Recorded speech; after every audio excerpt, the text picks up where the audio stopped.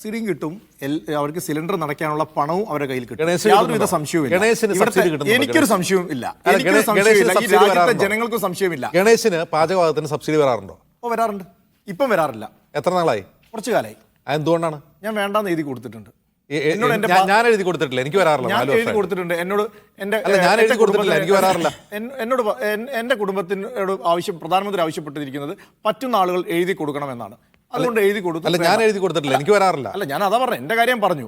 ഞാൻ പറയട്ടെ, ഞാനൊന്ന് പറഞ്ഞു. അല്ല, ഈ കർണാടകയിൽ ആളുകളോട് വോട്ട് ചെയ്യാൻ പോയപ്പോൾ ഗ്യാസ് സിലിണ്ടറിലേക്ക് നോക്കി വോട്ട് ചെയ്തപ്പോൾ ഉണ്ടായ സംഭവം അറിയാലോ.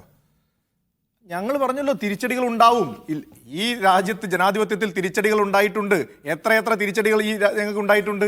ഇവിടെ ഞങ്ങളുടെ ഒരു സീറ്റ് നഷ്ടപ്പെട്ടിട്ടില്ലേ? ഞങ്ങൾ ഇന്നിട്ട് ഇവിടെ പ്രവർത്തിക്കാൻ ജനങ്ങളുടെ അടുത്തേക്ക് വരുന്നില്ലേ? ജനങ്ങൾ ഞങ്ങളെ റിജക്റ്റ് ചെയ്യുന്നുണ്ടോ? ജനങ്ങൾ റിജക്റ്റ് ചെയ്യുകയില്ല. അതിനുശേഷവും ഇവിടെ ചെറിയ പഞ്ചായത്തുകളിലേക്ക് നടന്ന ഉപതെരഞ്ഞെടുപ്പുകളിൽ ഞങ്ങൾ ജയിച്ചിട്ടില്ലേ? അപ്പോൾ ജയിക്കും, ഞങ്ങൾക്കറിയാം, ഞങ്ങൾ ജയിക്കും. ഞങ്ങൾ നരേന്ദ്രമോദി ഈ രാജ്യത്ത് നടപ്പിലാക്കുന്ന വികസന പ്രവർത്തനങ്ങൾ ജനങ്ങൾക്ക് കാണിച്ചു കൊടുക്കുന്ന സമയത്ത് അവർ വോട്ട് ചെയ്യാൻ തയ്യാറാവും. അതിനെ തടയിടാനാണ് നിങ്ങൾ ശ്രമിക്കുന്നത് എങ്കിൽ അത് വിലപ്പോവുകയില്ല. ഇവിടുത്തെ ന്യൂനപക്ഷങ്ങളെ പലതും പറഞ്ഞ് പേടിപ്പിച്ചും പറ്റിച്ചും നിങ്ങൾക്ക് മുന്നോട്ട് പോവാൻ എല്ലാ കാലഘട്ടത്തിലും സാധിക്കുകയില്ല. അതാണ് ഇവിടെ അയോധ്യയുടെ പേരിൽ നടത്തിക്കൊണ്ടിരിക്കുന്നത്. ഞാൻ ചോദിക്കട്ടെ, ഇവിടെ CPM-ന്റെ പ്രതിനിധി ഇവിടെ ഘോരം പ്രസംഗിക്കുന്നില്ലേ യെച്ചൂരിയെ പ്രധാനമന്ത്രിയാക്കാൻ വേണ്ടി? ഗണേശ് എന്താ പറയുന്നത്? അയോധ്യയുടെ പേരിൽ ആരാണ് പേടിപ്പിക്കുന്നത്? അയോധ്യയ്ക്ക് ശേഷം ഇനി വാരാണസി, അയോധ്യയ്ക്ക് ശേഷം മധുര എന്നൊക്കെ പറഞ്ഞ് പേടിപ്പിക്കുന്ന ആരാ? കോൺഗ്രസ്സുകാരും CPM-കാരും അവിടെ? അല്ല, ആരെ പേടിപ്പിച്ചു? ആരെ ഞങ്ങൾ പേടിപ്പിച്ചത്? ഒരാളെയും ഞങ്ങൾ പേടിപ്പിച്ചില്ല. ഞാൻ പറഞ്ഞല്ലോ, അയോധ്യയിൽ എത്ര നൂറ്റാണ്ട് BJP RSS എന്ന് പറയുന്ന പ്രസ്ഥാനത്തെ ചിന്തിക്കുന്നതിന് മുന്നേ, അങ്ങനെ ഒരു സാധനം ചിന്തിക്കുന്നതിന് മുന്നേ, എത്ര നൂറ്റാണ്ടുകൾക്ക് മുന്നേ അയോധ്യ എന്ന് പറയുന്ന പ്രശ്നം ഈ രാജ്യത്ത് ഈ നാട്ടിൽ കത്തിക്കൊണ്ടിരുന്നു. എന്തൊക്കെ തരത്തിലുള്ള കലാപങ്ങൾ ഈ നാട്ടിലുണ്ടായിരുന്നു? BJP വന്നതിന് ശേഷമാണ് ആ കലാപങ്ങൾ ഉണ്ടായത് അയോധ്യയിൽ. അയോധ്യയുടെ പ്രശ്നം ഉണ്ടാക്കിയത് BJP ആണോ? ഡിസംബർ 6 വിജയ ദിവസമായിട്ട് ആചരിക്കുന്നവരാണ്. 6-ാണോ ഈ പ്രശ്നം ആരംഭിച്ചത്? അല്ലല്ലോ, അത് വിജയ ദിവസമായി ആചരിക്കുന്നവരാണ്.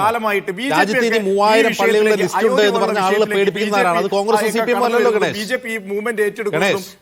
ഗണേഷ്, ഈ 3000 പള്ളികളുടെ ലിസ്റ്റ് ഇട്ടുകൊണ്ട് ന്യൂനപക്ഷങ്ങളെ പേടിപ്പെടുത്തുന്നത് കോൺഗ്രസും CPM അല്ല, നിങ്ങൾ തന്നെയല്ലേ?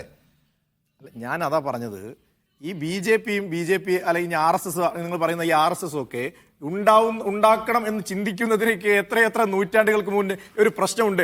ആ പ്രശ്നം എത്ര ഭംഗിയായിട്ടാണ് ഇരു സമുദായങ്ങൾക്കും യാതൊരുവിധ ബുദ്ധിമുട്ടുകളും ഇല്ലാതെ, അവർക്കൊരു വേദനയും ഇല്ലാതെ അവരെത്ര ഭംഗിയായിട്ടാണ് ഈ നാട്ടിലെ സർക്കാർ അത് പരിഹരിച്ചത്. സർക്കാരല്ല, കോടതിയെ ആഗ്രഹിക്കുന്നത്. അത് കോടതിയെ പരിഹരിച്ചത്. സർക്കാരിന് എന്ത് പങ്ക് അതിൽ? അതല്ല, സർക്കാർ ഉണ്ടാക്കിയ വിധിയാണോ അത്? നിങ്ങൾ അങ്ങനെയാണോ വ്യാഖ്യാനിക്കുന്നത്? ഒരു കോടതി വിധി ഇത്ര ഭംഗിയായിട്ടാണ് നടപ്പിലാക്കിയത്. ഓക്കെ, അല്ല, ഞാൻ പറഞ്ഞത് അങ്ങനെ പരിഹരിക്കപ്പെടരുത് എന്നാണോ നിങ്ങൾ ആഗ്രഹിക്കുന്നത്? എല്ലാ കാലഘട്ടത്തിലും ഇവിടെ ഇരു സമുദായങ്ങൾ തമ്മിൽ ഇവിടെ അടിച്ച് മുന്നേറണമെന്നാണോ നിങ്ങൾ ആഗ്രഹിക്കുന്നത്? ഞങ്ങൾ അങ്ങനെയല്ല ആഗ്രഹിക്കുന്നത്. ഞങ്ങൾ ആഗ്രഹിക്കുന്നത് ഇരു സമുദായങ്ങൾ അടിച്ചു മുന്നേറി പോകേണ്ട സാഹചര്യമല്ല ഈ രാജ്യത്ത് വേണ്ടത്. വികസനമാണ്.